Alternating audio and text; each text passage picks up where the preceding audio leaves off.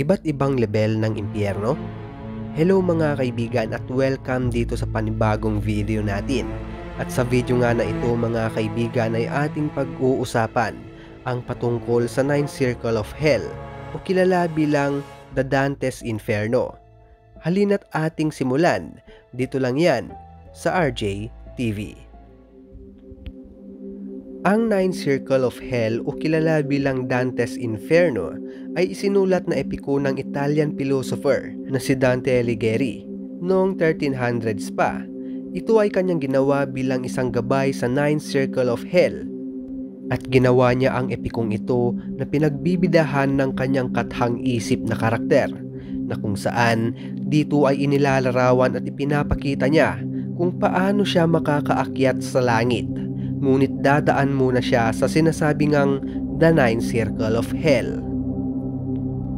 Sa unang bahagi ng kwento ay nagsimula sa Gate of Hell. Dito nga ay makikitang nakatayo si Dante kasama ang kanyang gabay na si Virgil. At doon ay pagpasok nila sa gate, ang unang bumungad sa kanila na lugar ay ang Ante Inferno, na kung saan ito ay ang pinakaunang lugar bago makapasok sa iba't ibang level ng impyerno. At ang lugar na ito ay para sa mga taong hindi makapili kung gagawa ba sila ng masama o mabuti, na dahilan kung bakit hindi sila matatanggap sa langit o mapupunta sila sa impyerno. At sa pagpapatuloy nga nila Dante sa paglalakbay ay dito bumungad na sa kanila ang unang bahagi ng Ninth Circle of Hell at tinatawag itong Limbo. Ang lugar na ito ay dito napupunta ang mga kaluluwa na gumawa ng kabutihan sa kanilang buhay. Ngunit ang mga ito ay hindi nabinyagan o hindi tinanggap ang Kristyanismo nung sila ay nabubuhay pa. Ang mga kaluluwang naririto ay hindi napaparusahan, tulad ng mga kaluluwang makasalanan na nasa ibang Circle of Hell. Ngunit ang mga ito ay nakakaramdam at binabalot sila ng sobrang kalungkutan. Pagkalampas nila dito ay sumunod naman ang lugar ng last. Sa lugar naman na ito ay napupunta ang mga kaluluwang hindi nakapagpigil o nilamon na ng tukso o nakipagkabit sila sa may asawa na noong sila ay nabubuhay pa. Ang mga kaluluwang nasa lugar na ito ay pinaparusahan sa pamamagitan ng napakalakas at patuloy na ulan, hangin at kidlat na dahilan para sila'y patuloy ring malunod. Sunod na lugar dito mga kaibigan ay ang gluttony. Dito naman napupunta ang mga kaluluwang sobra sa katakawan, sobra sa lahat ng bagay o sa madaling salita ay sobra sa kasakiman.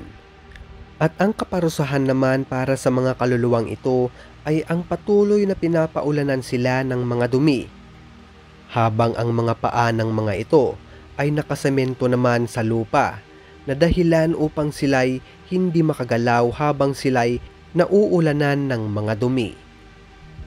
Ang ikaapat naman sa circle ay ang greed. Sa lugar naman na ito mga kaibigan ay may pagkakahintulad sa ikatlong circle.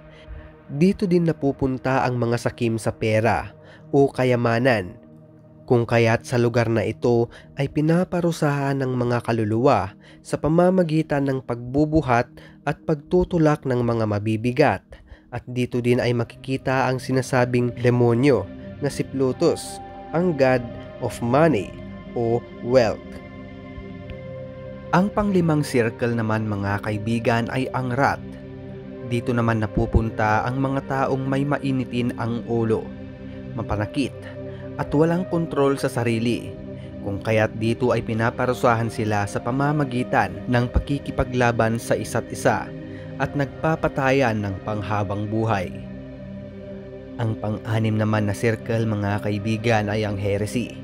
Sa lugar na ito ay napupunta naman ang mga taong may ibang paniniwala o sumasamba sa ibang Diyos. At ang pangpito naman ay ang violence.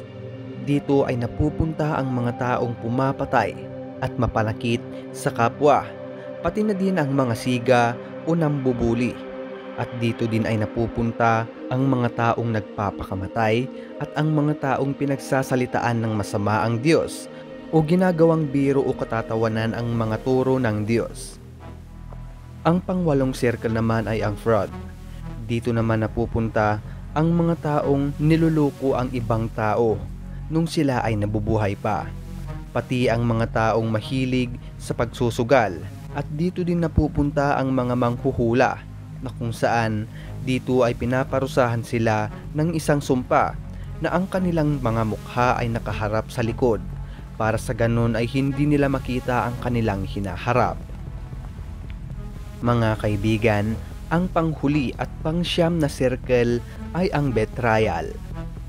Sa lugar nga na ito ay matatagpuan si Satanas na kung saan makikita ang kanyang kalahating katawan na nababalutan ng mga yelo, at dito ay kanyang pinaparusahan ng panghabang buhay ang mga taong pinakatraidor sa buong mundo na sina Judas na trinaydor si Jesus, at si Cassius at Brutus na trinaydor naman si Julius Caesar.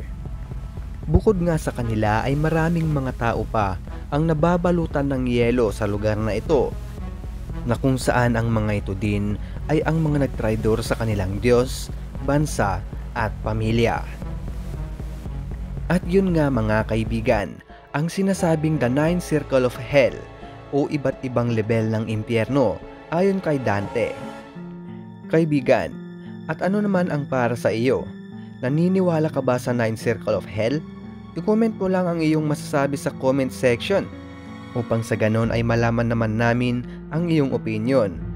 At siguro dito ko natatapusin ang ating video sa araw na ito mga kaibigan. Muli, ito si RJTV nagpapasalamat at nagpapaalam. Ingat palagi at God bless.